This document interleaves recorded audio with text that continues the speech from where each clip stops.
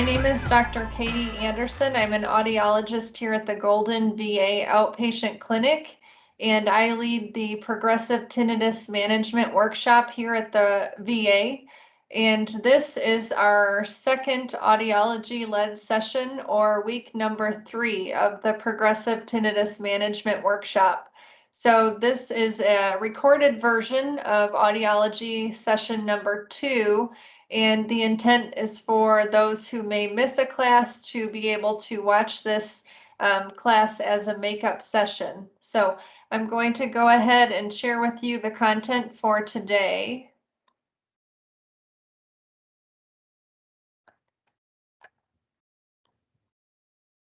All right. So again, this is the second audiology-led session of the Progressive Tinnitus Management Workshop. Will be led by me today, Dr. Anderson, audiologist at the Golden VA Outpatient Clinic. This workshop was developed at the National Center for Rehabilitative Auditory Research, which is also known as NCRAR, and they are located at the Portland, Oregon VA Medical Center. So in the last workshop that I taught, which was audiology session 1, we worked on completing a sound plan worksheet. So if you have that from the first session, it would be a good idea to have it nearby so we can refer to it this week. And we'll also be doing a little bit of review. All right. So today's class, again, will be a little bit of review from what you learned in the first audiology-led session. We will update your sound plan as needed. I will also be covering the sound machines that are available to you through the VA. And we'll be talking about some different tinnitus apps that are available. When I do this class live, I do actually a hands-on demonstration of the sound machines and the tinnitus apps, but because this is a recorded class with no live audience, I will be doing more of a talk rather than a hands-on demonstration. And then we'll talk about other things you can do, ways to improve your sleep, including sleep hygiene. So just a little bit of review. This is the stress, anxiety, and tinnitus cycle. You can see how they're all related here. So when you have very bothersome tinnitus, that can lead to a negative emotional response, which can lead to an increase in stress, which can cause your tinnitus to flare up. So you may have some days that are more bothersome than others. So the goals of this workshop are to hopefully reduce emotional reactions to the tinnitus, help you reduce stress, so that you're paying less and less attention to the tinnitus over time and eventually learning how to habituate or get better at ignoring it. And we want to get you to a point where tinnitus does not affect your life activities in a major way. So in the psychology sessions, we'll be talking about pleasant activities. So when you do things that you enjoy doing versus have to do, hopefully you will be less likely to think about or pay attention to the tinnitus. And we'd like to get you to a point where further help is not needed or wanted. So hopefully after this workshop, you'll feel like you have more of a sense of control over your tinnitus. So these goals can be reached even if the sound of your tinnitus does not change. In Audiology Week 1, we talked about how we classify sound in 3 different ways. The first being a soothing sound.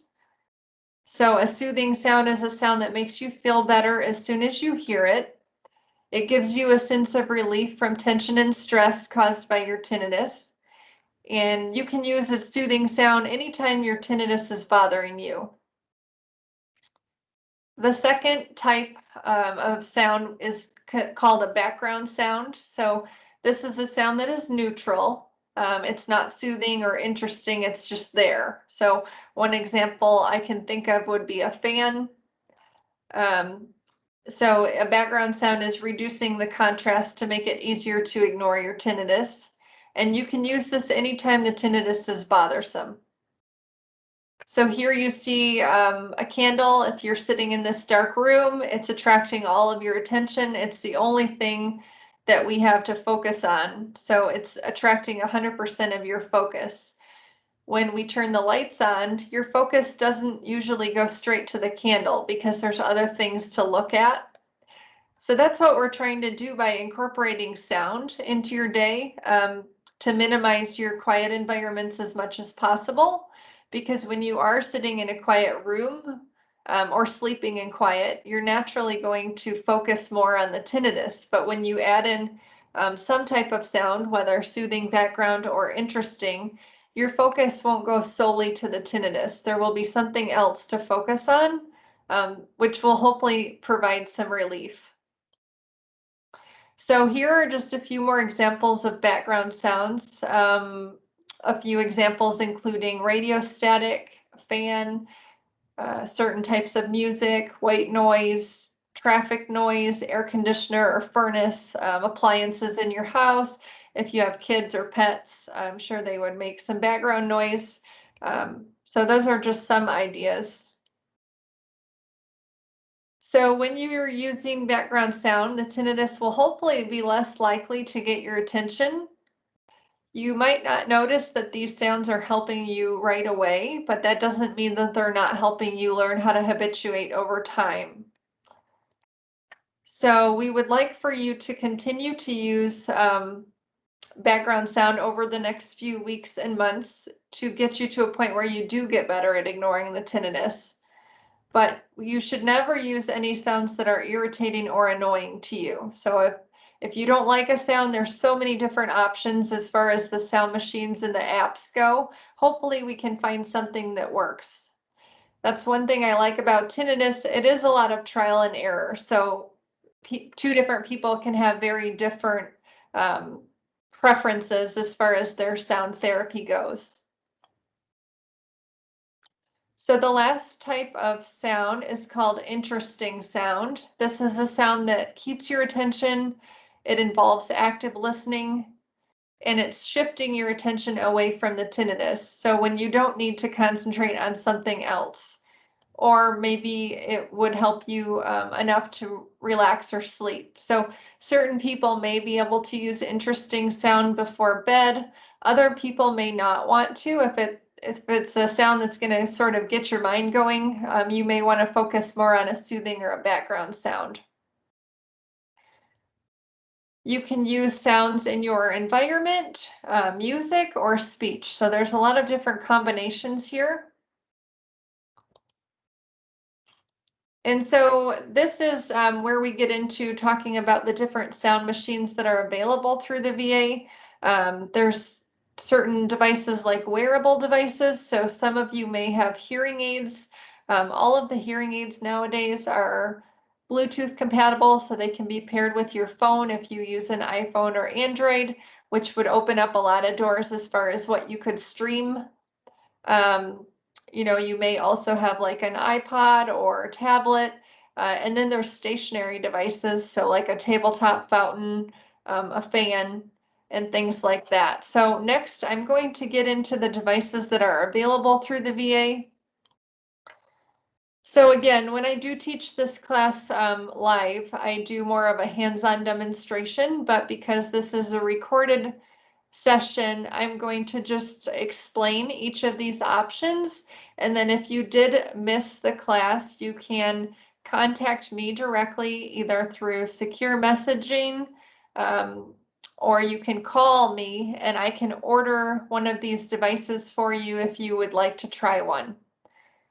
So option number one is our Sound Oasis Bluetooth speaker. And with this, you also have the option of the pillow speakers, which are at the bottom of the slide. So this device is the only Bluetooth device that we have available. So you can pair it with either your cell phone or tablet if you want to, which would allow you to stream any of the apps through the Bluetooth speaker. But you don't necessarily have to pair it with another device because it does come with a little tiny SD card. And on the SD card is there's 20 different tinnitus therapy sounds. So you can just use the device without pairing it to anything. When you power it on, you would just switch the mode from Bluetooth to the SD card, and that would allow you to just play through the 20 different therapy sounds that come on that little card. Option number one, the Bluetooth speaker is also rechargeable, so there's no batteries to deal with, and it's probably the smallest and most portable device that we have. So option number one is the Sound Oasis Bluetooth speaker, and again, you do have the option of the pillow speakers, which if you have a bed partner or significant other that does not want to hear the sound at night, then you may be interested in trying the pillow speakers. So what you would do is just connect the pillow speakers to the Bluetooth speaker, and then you could tuck them into your pillow so that you are the only one that's hearing the sound and your significant other would not be disturbed. Option number two is the Sound Oasis alarm clock. And so this device is not Bluetooth compatible, but it is a full functioning alarm clock. It also has a sleep timer. And this device can either be plugged into the wall or it can take 4 AA batteries. It also has a sound card. So on the sound card that it comes with are 15 different tinnitus therapy sounds. But if you choose the clock, there's also some additional sound cards that I can order. There's a spa and a nature sound card. So those would be available as optional accessories with the clock. You would also have the option of the pillow speakers. So again, if you have a significant other that doesn't want to be disturbed at night, you could plug the pillow speakers into the clock and then just tuck them into your pillow or put them near you. That way your bed partner would not be disturbed.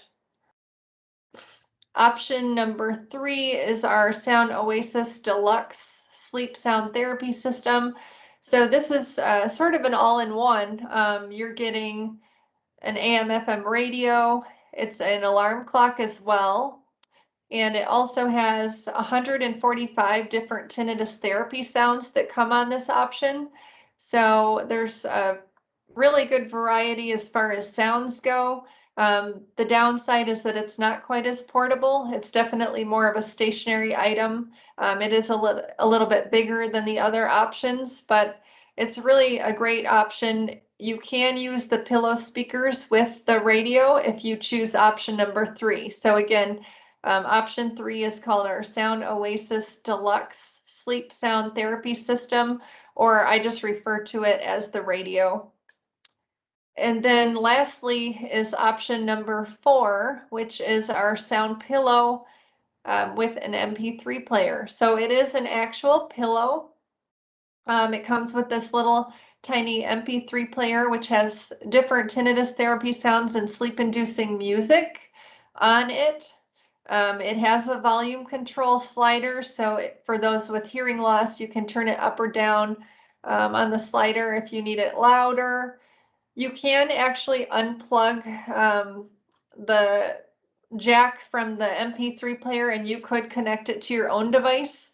So if you wanted to use a sound that you had on your cell phone or your tablet, you could potentially play those sounds through the pillow as well, just by unplugging and plugging into that device instead. So those are the four options for sound machines through the VA.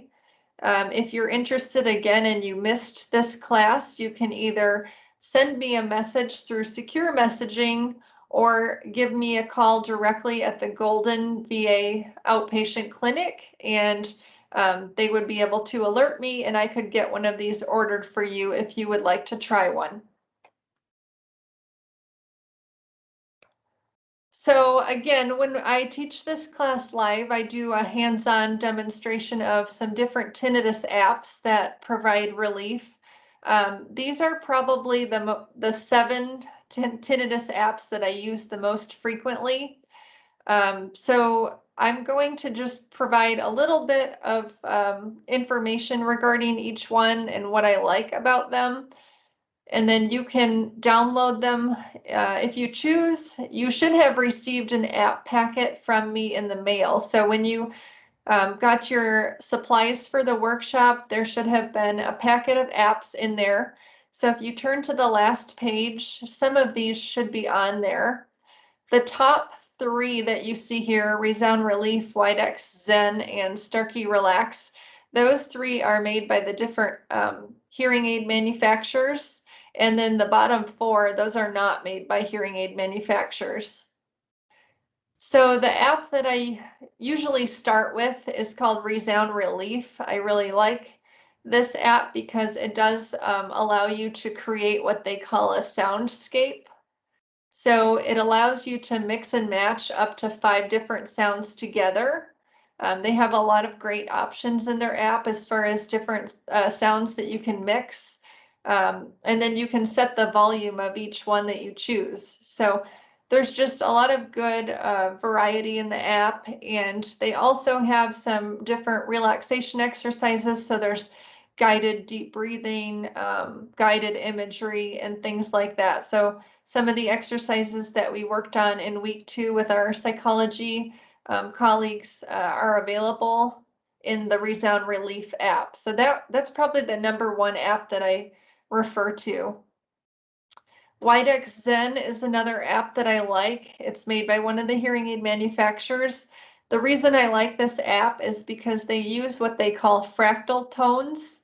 So some of the Zen sounds, spelled Z-E-N, in the app, again, use fractal tones, which don't have a pattern. So they're unpredictable, which encourages habituation. So over time, by listening to these fractal tones, you get better at ignoring the tinnitus. So the Widex Zen app is great because they do have the unique Zen sounds. And then Starkey Relax, another hearing aid manufacturer app. They have just a really good variety of sounds. They have also a feature called SoundPoint Tinnitus, where you can sort of customize the volume and also the bass and treble of whichever sound you choose. So if you choose the fan sound, you can actually customize the sound to your liking and then save it, and then you can go back to it. So I do like the Relax app. It also has some pretty pictures that go along with the sounds. The app called Relaxiness is another app that I like because in this workshop, I find that a lot of veterans commonly tell me they prefer water sounds, and the Relaxiness app is an app that is solely different variations of water sounds. So they have like ocean and rain and thunder, just all different variations of water sounds. So if you find that you like those types of sounds, then you would, I think, benefit from the Relaxiness app. And we have MyNoise iOS, which is an app that is dedicated just to Apple. So if you have an iPhone or an Apple tablet, then you would be able to access the MyNoise iOS. And it just has an incredible variety of different sounds. So there's just so many. I believe there's quite a few that are free, and some of them you do have to pay for. I think they're 99 cents. But the MyNoise iOS app would allow you to, again, create different mixes. So once you identify sounds that you like, you can mix them together. And they also have some that are already mixed. So you can check out some of the preset sounds that have been mixed together and see if maybe you like some of those. The Breathe to Relax app is an app that is sort of guided diaphragmatic breathing. So the deep breathing exercises that we did in week number 2 in the psychology-led class are available in this app. So we recommend deep breathing about 5 minutes a day if you can allocate that much time. Studies show that it has great benefits to your overall health. And personally, I'm somebody that if I'm going to do a deep breathing or diaphragmatic breathing exercise, I like somebody to kind of lead me or guide me through it. So this app is really great. Again, it's called Breathe and then the number 2 and Relax. And then the last one is called Sleep Bug. And this is just another one that I found recently that I like just for the good sounds that are available. So they have Zen, River, Jungle, Forest. They have one called Weather. So there's just some different unique sounds that I like in that app. So these are probably the 7 apps that I use the most frequently in the workshop. So I would recommend giving some of them a try if you haven't already. I did include just a couple YouTube links for the Breathe to Relax app. So one is sort of like a tutorial, and then one sort of explains the benefits of deep breathing. So I would recommend checking out these links through YouTube if you're looking for more information regarding the Breathe to Relax app, sort of a tutorial, and then also the benefits. So when you have hearing loss and tinnitus, we want to hopefully help you learn how to protect your hearing so that your hearing and also your tinnitus doesn't get any worse. So the best thing you can do is avoid dangerously loud noise. I know a lot of you have had a lot of loud noise exposure during your military careers. So hopefully going forward, we can learn how to protect our hearing from future damage. So here you'll see a noise thermometer. This is just to kind of put things into perspective. So at the top, you'll see 140 decibels does immediate damage to the hearing, and something like a jet engine at takeoff or a gunshot would be about that loud. There's 125 decibels, so that could be a fire alarm or a firecracker. 120 decibels, so a music concert, an ambulance siren. Those things could do hearing damage in less than 10 seconds. And you'll see 115 decibels, so hearing damage in 30 seconds, so leaf blower, stadium football game. So this is just to kind of get you thinking about using hearing protection. You can use the squishy foam plugs. You can use custom hearing protection plugs if you get custom protection made, or you can just use the regular ear muffs.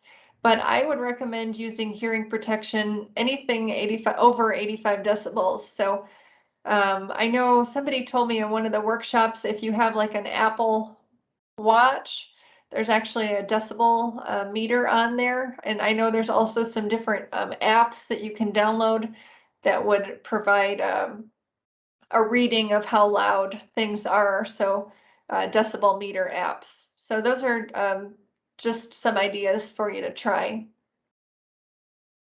And then we would like for you to take good care of yourself. So obviously eating a healthy diet, getting adequate exercise, and enjoying pleasant activities as much as possible. All right, so I find that sleep is one of the biggest complaints for folks with bothersome tinnitus.